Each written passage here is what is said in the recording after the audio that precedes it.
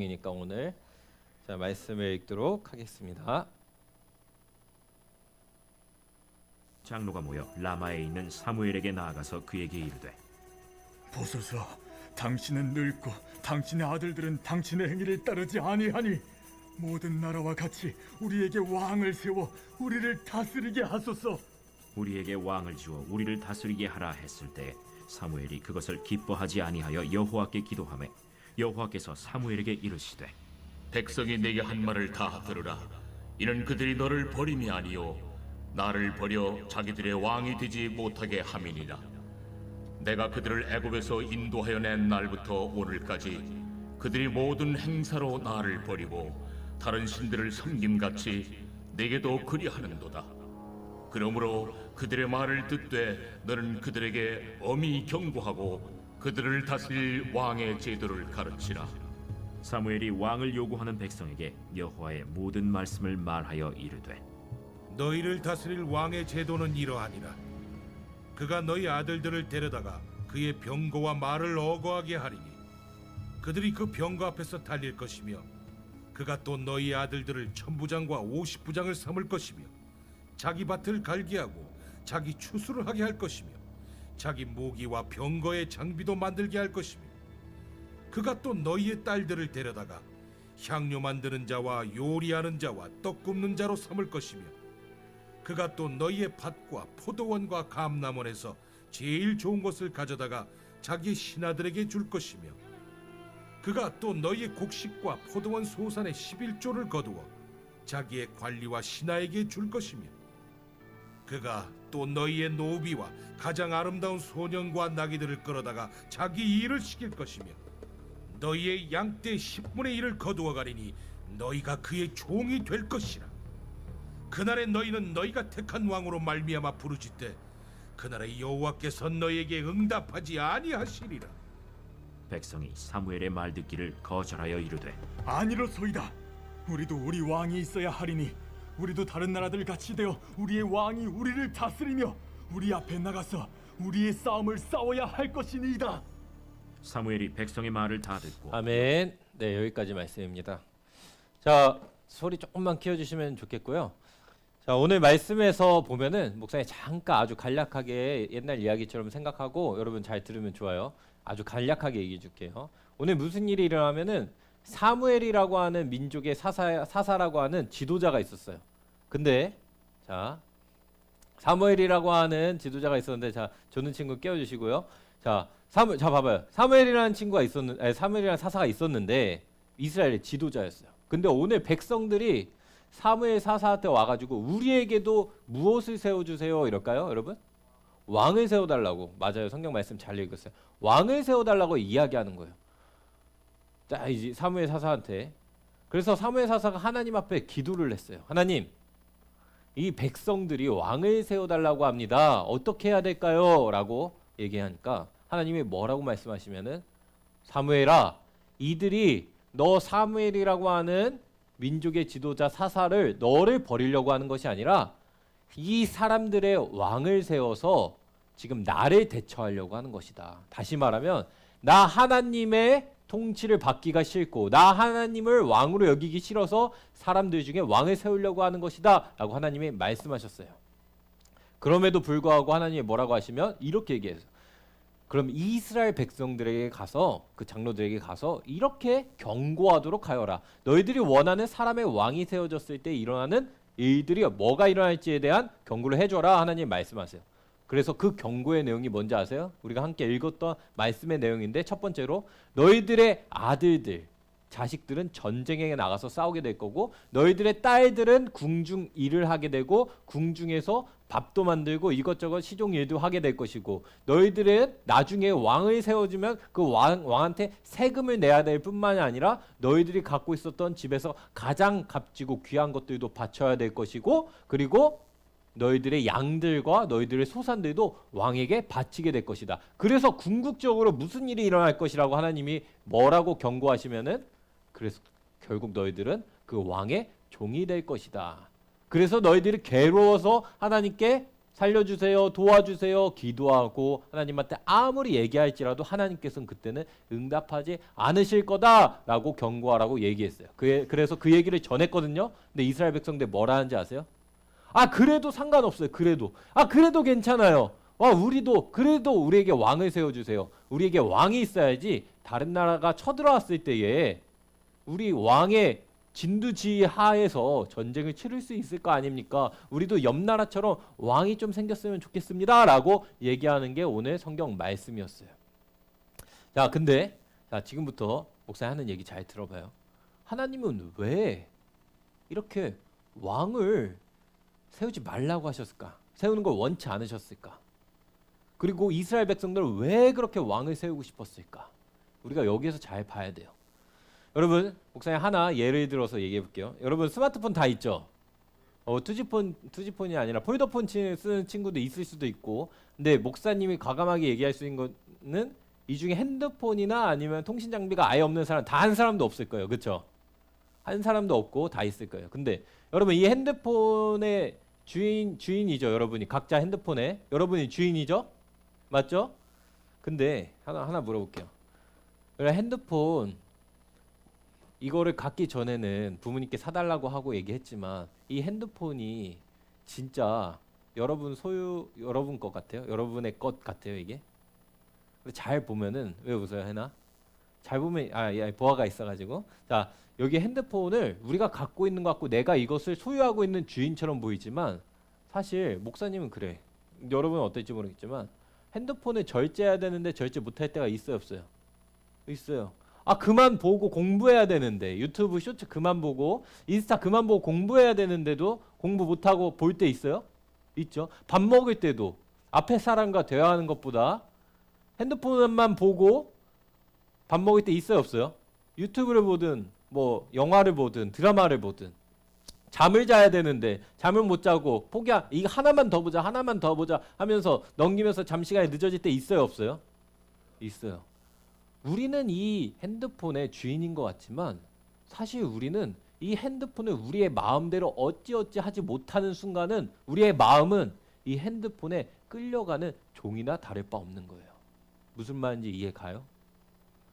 핸드폰에 나는 주인 같지만 이 핸드폰이 유혹하는 것을 내가 다 온전히 컨트롤할 수 없다면 나는 핸드폰한테 끌려가는 거야. 핸드폰 주도하는 자가 주인인 거고 끌려가는 사람이 종인 거예요.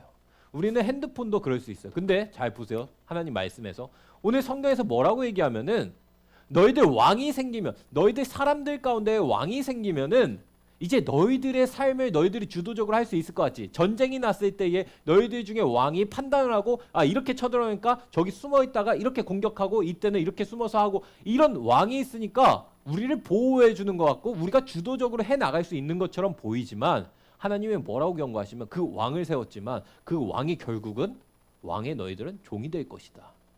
오늘 말씀에서 보여주는 거예요. 뭐 어떻게? 너희들은 나중에 그 왕들의 지시에 따라서 전쟁을 치르게 되고 너희들은 그 왕들에게 너희들의 세금을 바치고 그 신하들에게 너희들은 세금을 바칠 거라고 얘기하는 거예요. 하나님은 웬만하면은 이런 제도를 얘기하지 않으세요. 왕의 제도를 얘기하는 건 성경에 그렇게 많지 않아요. 하나님은 영적인 부분을 얘기하시고 근데 왜 오늘 이렇게 제도까지 얘기할까? 너희들이 그렇게 원했니? 너희들이 종이 되기 싫었구나. 너희들이 주인이 되고 싶었구나.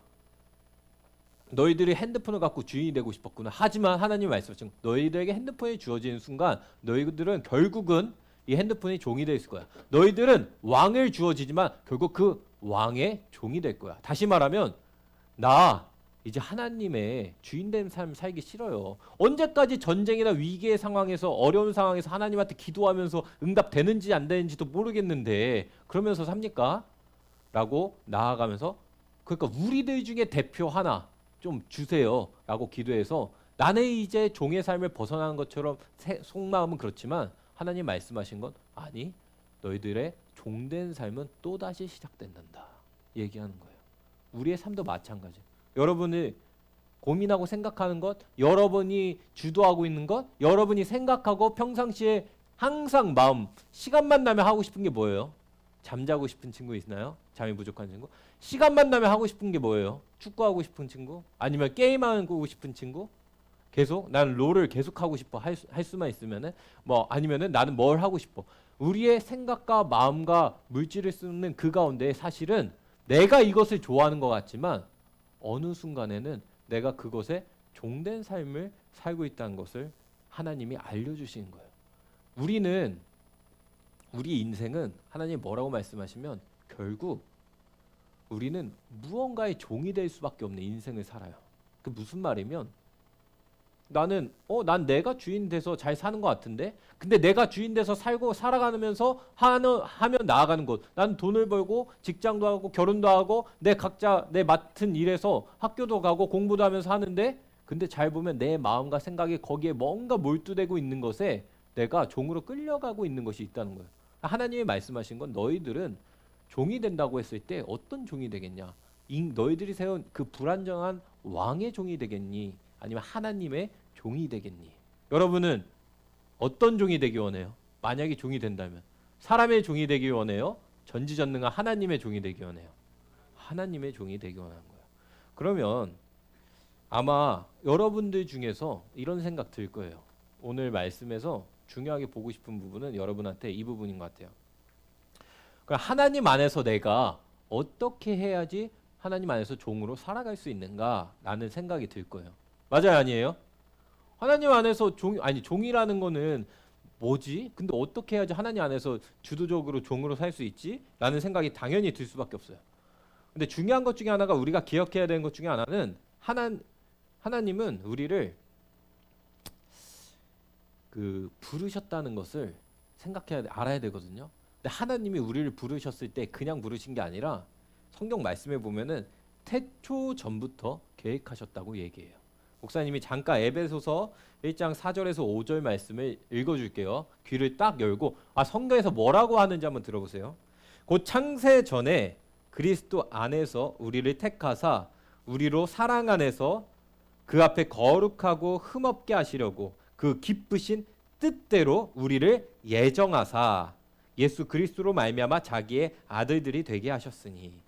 오늘 성경 말씀에서 하나님이 여러분을 이 지구를 만들기 전에 이 창세 모든 것을 짓기 전에 여러분 한 사람 영진이나 지금 목사님 보고 있는 소율비나 다 하은이나 여러분 한 사람을 두고 계획을 갖고 계시고 하나님이 뜻이 있으셨다고 오늘 성경 말씀에서 이야기하고 있어요. 그러면 여러분을 향한 하나님의 계획과 뜻이 있다는 것은 여러분을 통해서 이 땅 가운데 하나님이 하시고자 하는 뜻이 이미 정해져 있다는 거예요.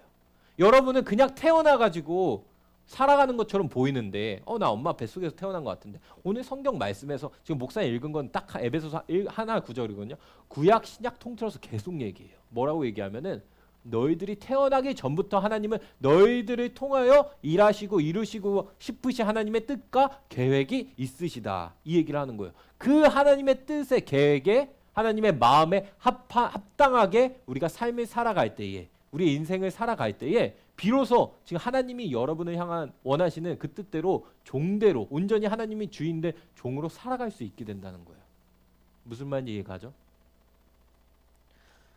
그리고 여러분이 청소년 시기잖아요. 목사님도 그랬던 것 같아. 청소년 시기에 엄청 고민 많이 했어요. 마이크 조금만 키워주면 좋겠어요. 나 앞으로 뭐 해야 되지? 그런 고민해요, 안 해요?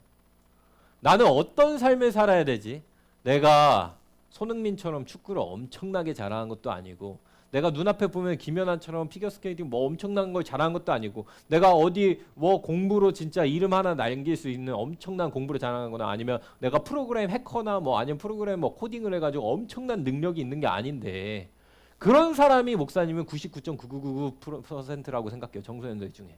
나는 뭘 해야 될까? 라는 고민에 여러분들이 있을 거예요. 근데 목사님 분명하게 얘기할 수 있는 거는 하나님이 여러분을 향한 계획이 분명히 있고 그것을 찾아야 돼요. 그럼 목사님 그거 어떻게 찾아요? 하나님이 나를 향해서 갖고 있는 계획을?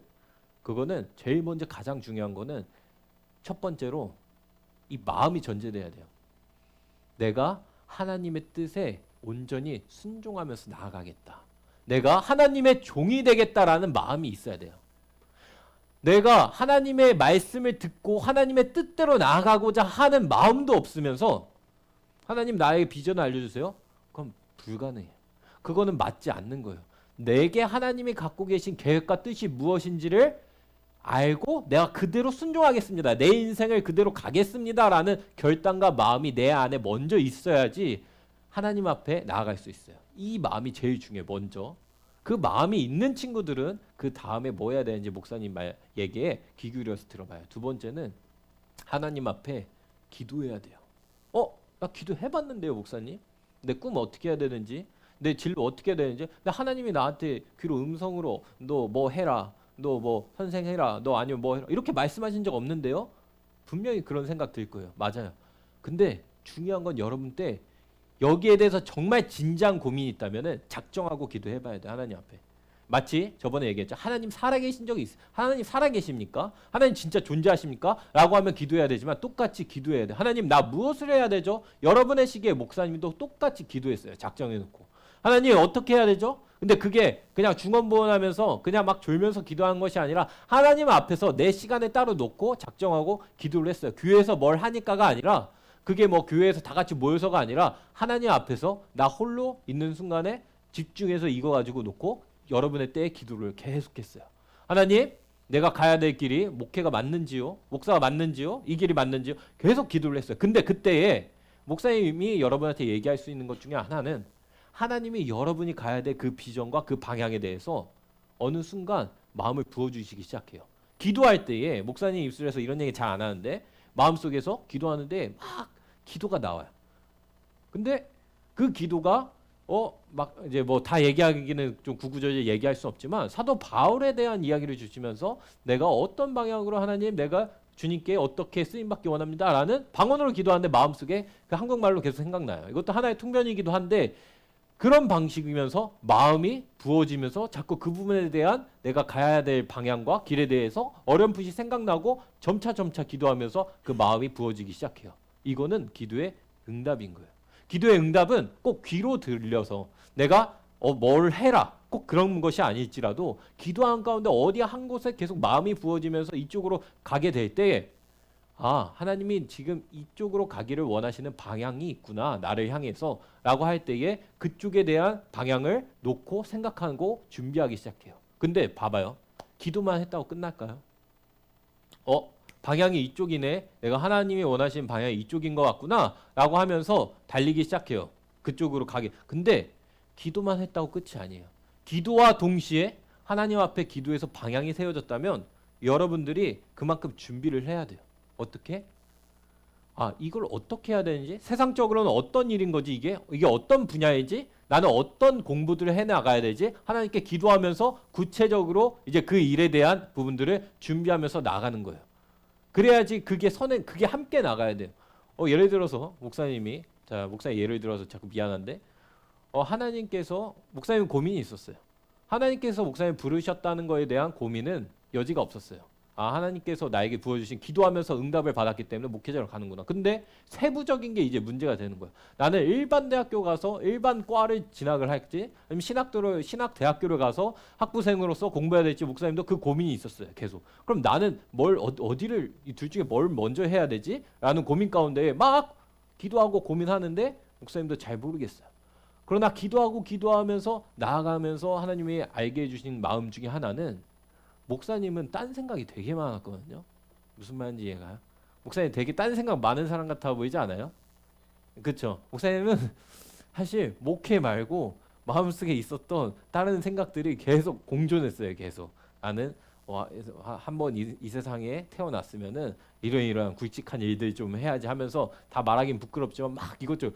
근데 나중에 든 생각이 목사님 같은 사람은 신학대로 가지 않고 일반 대학교 가면은 다른 길로 빠지겠다. 중간에 그 마음이 확실하게 부어지더라고요. 무슨 말인지 알겠죠?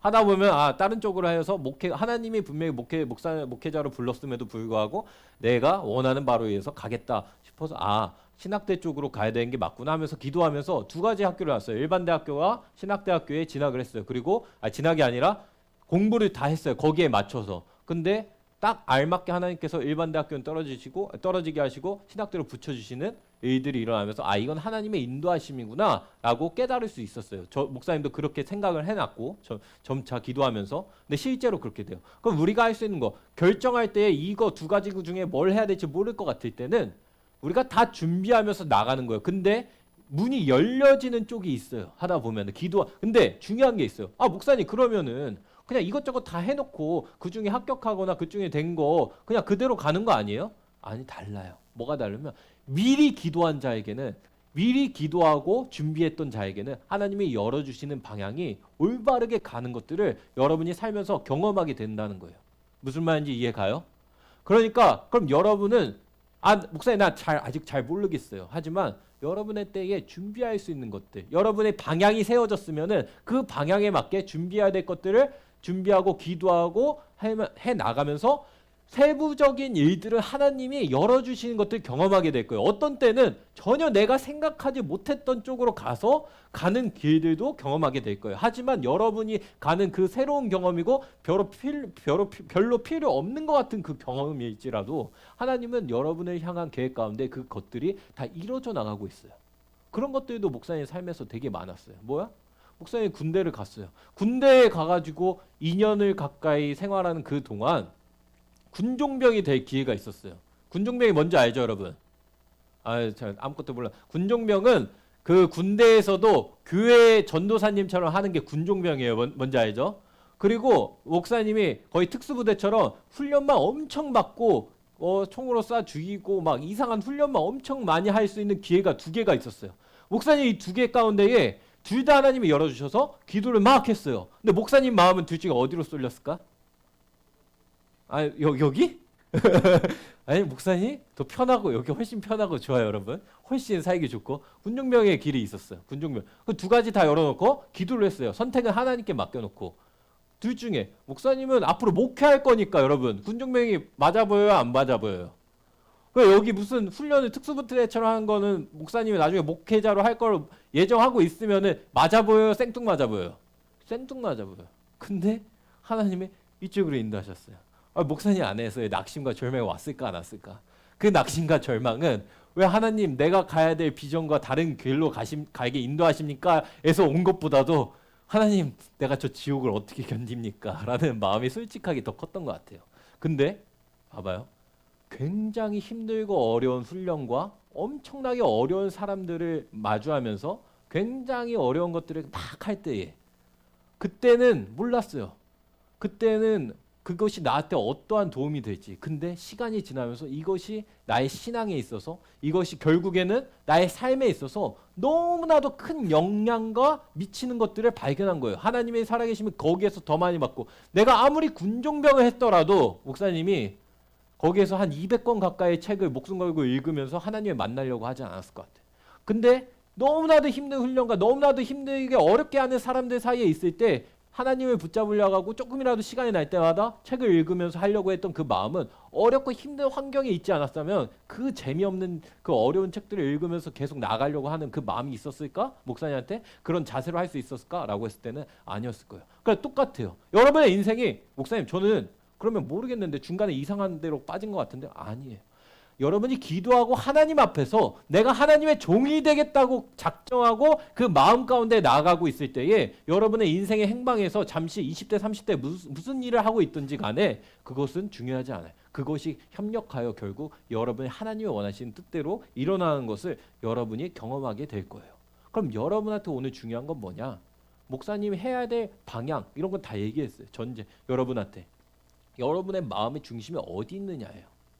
오늘 이스라엘 백성들 마지막으로 잠깐 보고 가요. 우리 이스라엘 백성들이 하나님한테 왕을 세워주세요 요구할 때 이들이 예배를 안 드렸을까요? 드렸을까요? 예배 드렸어요. 이들이 하나님 앞에 제사도 드렸어요. 그리고 이들이 하나님을 믿었을까요? 안 믿었을까요? 믿었어요. 이들이 우상신을 섬겼을까요? 하나님을 섬겼을까요?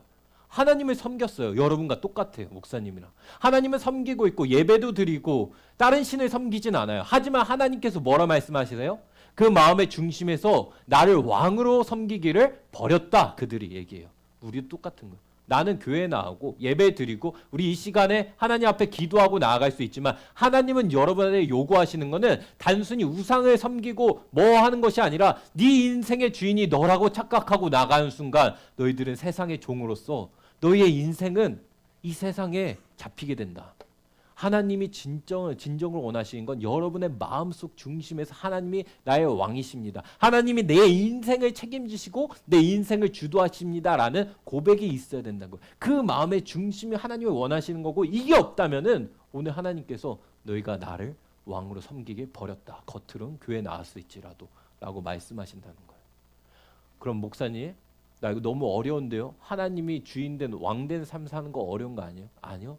여러분이 상상한 것보다 더 이끌어 가시고 그 길은 행복하고 하나님의 은혜가 가득한 길이에요. 근데 나 그 마음이 없어요. 오늘 이 시간 기도하면서 우리의 입술로 나 이대로 살기 원해요. 하나님 말씀한 대로 한번 살아보기 원해요라고 우리가 고백하면서 기도하며 나아갔으면 좋겠습니다. 우리 함께 기도